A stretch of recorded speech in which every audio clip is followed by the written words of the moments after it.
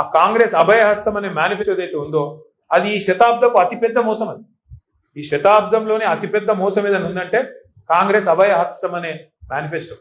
ఒక్క వర్గం కాదు, అందరినీ మోసం చేసింది. ఖార్గే సాబ్ వచ్చి చేవెళ్ళలో చెప్పాడు 10 లక్షలు వాళ్ళు ఇస్తే 12 లక్షలు మేము ఇస్తాం, దళితులకు 18% వాటా ఇస్తాం ప్రభుత్వ కాంట్రాక్ట్లలో. ఇచ్చిర్రా? పెంచుతామన్నారు, పెన్షన్లు పెంచినరా? ఇంకెన్ని చెప్పిన ఒకటి కాదు, ఇన్నునే ఎంతో ఇదే పెద్ద లిస్ట్ ఉందని. నేను ఫస్ట్ మహేష్ని కోరేది ఏంటంటే ఫస్ట్ మనోళ్ళకి నేర్పిను అలా మేనిఫెస్టోలా ఎస్సీ ఎస్టీ డిక్లరేషన్లా దళితులకు ఇచ్చిన మాటలు ఏంది, ఉత్త దళిత బందే కాదు. ఎంత లంగలంటే ఏది పడుతుందో చెప్పుకుంటా మీరు నోటికి ఎంత వస్తా అంత. శ్రీధర్ బాబు అంటే ఆయన రాసిండు మేనిఫెస్టో, చైర్మన్ ఆయన దాన్ని. నేను అసెంబ్లీలో ఆయన లేచినప్పుడల్లా అడుగుతా, ఏమైనా నువ్వేగా చైర్మన్, నువ్వు ఇలా బాగా నడుపుతున్నావు. ఇస్తామండి అంటాడు. ఇస్తామండి అంటే నువ్వే చెప్పినావు కదా 100 రోజులు ఇస్తా అని. 100 రోజుల్లో ఇస్తా, 6 అయినా ఇటు సూర్యుడు అటు పొడిచినా అని డైలాగులు కొట్టింది ఏం కాదు. అందుకే అడుగుతున్నాం, 100 రోజుల్లో చేయలేదు కాబట్టి 600 రోజులు అయింది కాబట్టి అడుగుతున్నాం బరాబర్. అంటే వాళ్ళకు ఉక్రోషం వస్తా. ఇక ముఖ్యమంత్రి ఏమని అడిగి మీరు చూస్తాను, ఆయన మాటలు ఆయన పద్ధతులు. ఎవడన్నా అంటాడే ఊళ్ళల్లో ఆఖరికి పైసలు లేనోడన్నా మాట్లాడతారు అట్లా. లోపల బని పొక్కలున్న మీదికెళ్ళి మాత్రం తెల్లంగా వేసుకొని ఏం షాన్ మే ఫరక్ నీ అని అన్నట్టు ఉంటాం. ఎవడన్నా ముఖ్యమంత్రి నేను ఢిల్లీకి పోతున్నాను కలుపుతలేరు, చెప్పులు ఎత్తుకపోతున్నామో అని అపాయింట్మెంట్ ఇస్తలేరు, ఎవడన్నా అంటాడా? అరే ఇంత అన్యాయం మాటలు. ఇంకా ఘోరం ఏంటంటే, ఇంకా ఘోరం ఏం చేస్తారా, ఆయన గోసుక తింటారా? ఏమంటారు ఆయన గోసుక తింటారా అంటే కోసుక గుర్రెనా మేకనా లేకపోతే వాడు చికెనా? కోసుక తింటారా? నన్ను ఏం చెప్తారు మీరు అంటే నేను గద్దె మీద కూర్చున్నా, ఇప్పుడు నన్ను ఏం బిక్తారు మీరు అంటూ. మరి ఏం బిక్తారు అంటే మరి పీకేది మనమే చూపెట్టాలి. రేపు లోకల్ బాడీ ఎలక్షన్ రానే వచ్చింది. ఆయన ధీమా ఏంది? ఇప్పుడు డాక్టర్ అంబేద్కర్ గారు మన రాజ్యాంగ నిర్మాత, భారతరత్న, పాపం పెద్ద మనిషి అన్ని ఆలోచన చేసింది, అద్భుతమైన రాజ్యాంగం రాసింది. కానీ గిసొంటి లంగాలు ఉంటారని ఆయన కూడా ఊహించారు. గద్దెనెక్కినండి మళ్ళీ తిరిగి 5 ఏళ్ళ లోపల దించే అవకాశం లేదు. ఎక్కినానుకో కూర్చోవాలి, మళ్ళీ మనం దించాలని మళ్ళీ 5 ఏళ్ళు చూడాలి ఇంతదాకా. పాపం ఆయన కూడా పెద్ద మనిషి రీకాల్ వ్యవస్థ అని పెట్టలేదు. కొన్ని దేశాలలో ఉంది రీకాల్, అంటే ఇచ్చిన మాట నెరవేర్చకపోతే మళ్ళీ వెనక పిలుచుకునే అధికారం ప్రజలకు ఉంటుంది. గట్సొంటి వస్తే ఇటువంటి లంగాలు కూడా భయపడతారు. లేకపోతే ఏంటి, ఏమన్నా నన్ను ఏం బిక్తారు మీరు? ఏమనంటే కేసీఆర్ మీద బట్టగాలుస్తా, వేస్తా, తెల్లారులేస్తే డైలాగులు కొడతా, కేసీఆర్ని తిడతా, ఏమేమి మాటలు ఆయన ఇంటే ఆయన నోటికి మొక్కాలి. గుడ్లు వీకి గోటిలాడుతున్నాడు, మెడల పేగులు వేసుకుంటాడు, బట్టలు కూడా తీసి కొడుతున్నాడు. వీడు ముఖ్యమంత్రి. మళ్ళీ వానేమని తిరిగితే నాకు బలపాటు. ఇదో పెద్ద కథ. మళ్ళీ వాడిని గట్టిగా ఏమన్నా అన్నా అనుకో, మా లచ్చనని అంటాడు, నువ్వు తిట్టాక సార్ అంటే. నేను తిడతలేనే, వాడు చెప్పి నేను చెప్తున్నాను, నేను చెప్తున్నాను ఆయన భాషలో ఆయనకు అర్థమయ్యేటట్టు చెప్తున్నా అని చెప్తున్నా. ఏం చెప్పాలి మరిగా? ఇప్పుడు కుక్కగాడుకు చెప్పు దెబ్బ. మరి ఏం చేయాలి? నేను మాకు ఇష్టం లేదు తిట్టుడు, ఆ భాష ఇష్టం లేదు, కానీ తప్పలేదు. ఎందుకంటే ఆయనకు ఇంకో భాష అర్థమైతలేదు. నిన్న కూడా కేసీఆర్ తుంగతుర్తికి, కోదాడకు, సూర్యాపేటకు చివరి మడి వరకు నీళ్ళు ఇచ్చింది కేసీఆర్ కాళేశ్వరం ద్వారా.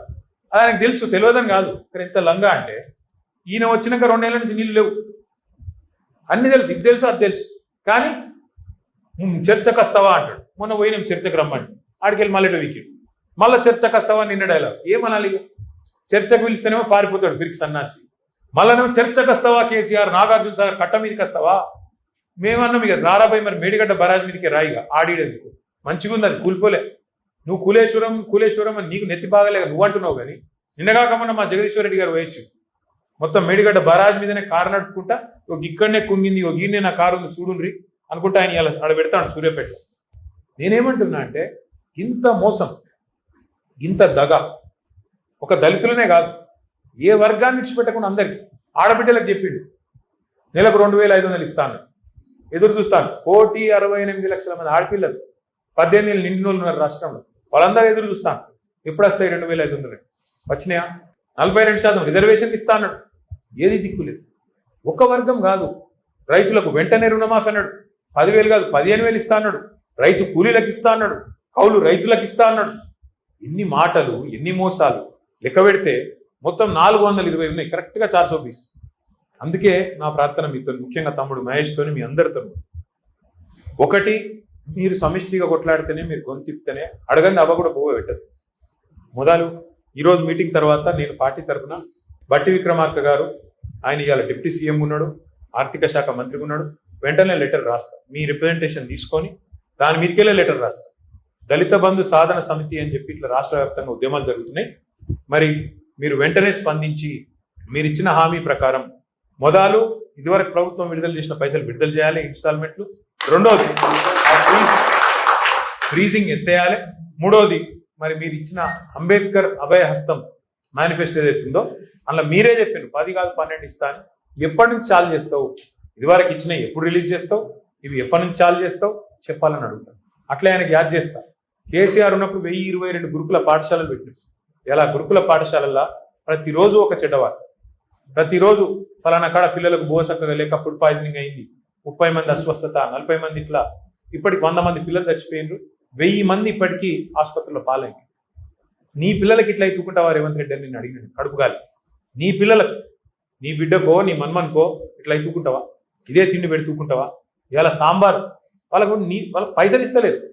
పెద్ద పెద్ద కాంట్రాక్టర్లకేమో పైసలు, వాళ్ళకు అలా ఫుడ్ పెట్టేటోళ్ళకి పైసలు ఇస్తలేరు గురుకులాలకు. నేను ఇంకొక మాట అడుగుతున్నా. 2 ఏళ్ళు అంటే 20 నెలలు అయింది దగ్గర దగ్గర. 20 నెలల్లో ఒక కొత్త స్కీమ్ చాలు కాలే. ఒకళ్ళకి రూపాయి ఇచ్చింది లేదు. ఒక్కటి ఫ్రీ బస్సు తప్ప ఇంకోటి ఏమైనా ఉందా? ఏది లేదు. మరి ఆడబోతున్నాయి పైసలని. పిల్లలకు భోజనం పెట్టలేని దుస్థితులు ఉందా ప్రభుత్వం? ఒక్క గ్యారెంటీ అమలు చేయకపోతేవి, రైతు బంధు పెంచకపోతేవి, 2 సార్లు ఎగ్గొడితివి, దళిత బంధు పెంచకపోతేవి, ఉన్న పైసలే ఇవ్వకపోతేవి, ఆడబోతున్నాయి పైసలు. మరి ప్రభుత్వం యొక్క డబ్బులు, ప్రజల యొక్క సంపద ఎక్కడ పోతుంది? ఎవల జేబులకు పోతుంది? ఢిల్లీలో రాహుల్ గాంధీకి పోతుందా? కాంట్రాక్టర్లకు పోతుందా?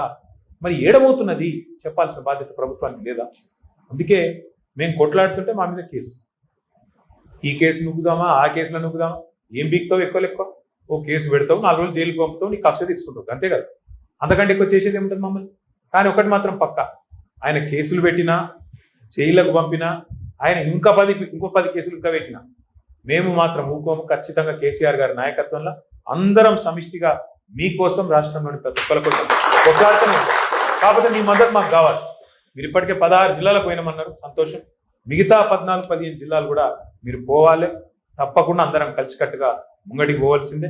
తప్పకుండా 100% మీకు అండగా నిలబడుతుంది. ఈశ్వరన్న చెప్పిండు మరి 16 జిల్లాలో మరి ఇప్పుడు తమ్ముడు ఇచ్చినాడు, ఏమేమి పోరాటాలు చేసిండ్రు, ఎక్కడెక్కడ చేసిండ్రు, బ్రహ్మాండంగా చేసిండ్రు. హుజూరాబాద్ లో కూడా చక్కటి కార్యక్రమం చేసిండ్రు. మా సోదరుడు కౌశిక్ రెడ్డి గారు కూడా ఆ రోజు అరెస్ట్ అయ్యాడు, దెబ్బలు తిన్నాడు. ఆయన కూడా బాగా ఇబ్బంది పడ్డాడు ఆ రోజు. నాకు యాద్. మీరు ఇంకా రాష్ట్ర వ్యాప్తంగా మీరు ఇంకా కమిటీలు విస్తరించండి. మేము మీకు పూర్తిగా అండగుంటాం, పార్టీ అండగుంటుంది. మీ కార్యక్రమం ముందు ఈశ్వరన్ నాకు చెప్పండి, అన్న ఇంకో వారం రోజుల తర్వాత ఇక్కడ చేస్తున్నాం, మొత్తం పార్టీ మొత్తం మీకు అండగా వచ్చి నిలబడుతుంది. ఈ కార్యక్రమం కేసీఆర్ గారు మా అందరికి కూడా చెప్తా ఉన్నాడు, ఏందయ్యా మీరు దళిత బంధు మర్చిపోయినరా, ఎందుకు మాట్లాడతలేరు మీరు అందరూ, ఏం పుట్టింది మీకు అని చెప్పి మాకు కూడా ఎప్పటికప్పుడు సార్ చెప్తూనే ఉంటారు. మేమందరం కూడా మీకు అండగా నిలబడతాం. ఉదాహరణకు కూడా మీరు మంత్రులే చేయాలి, వారం రోజుల ముందే చెప్పుండ్రి, మొత్తం పుట్టమలతో సహా మోకా ఇప్పుడు మనకు దొరికింది. లోకల్ బాడీ ఎలక్షన్ ముంగట్నే ఉన్నది. సర్పంచ్, ఎంపీటీసీ, జెడ్పీటీసీ, అట్లే కౌన్సిలర్ ఎలక్షన్లు ముంగట్నే ఉన్నాయి.